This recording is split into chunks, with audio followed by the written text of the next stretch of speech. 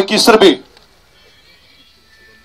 čuli veliko i malo, muško i žensko, koji ste god došli, evo ovde danas.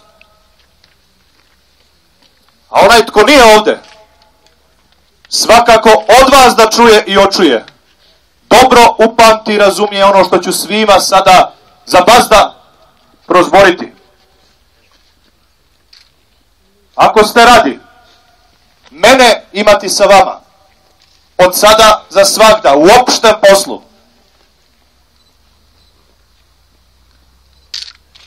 i branioca za narod, i zavičaj, i ako ste radi da svi naši trudi budu napredni, a vi sad svi ovdje iz jednog grla pred ovim Božijim domom to izrecite i pred svetim oltarom zavjet činite, da vi na vaše duše primate sve ono što bi od ovog preduzetog posla moglo izaći nesreće i postradanja.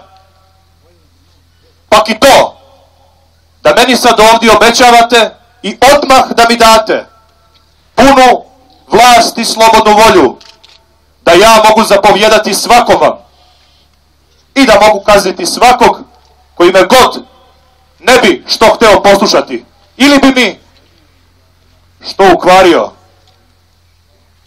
Evo mene, a evo vam rata s Turcima.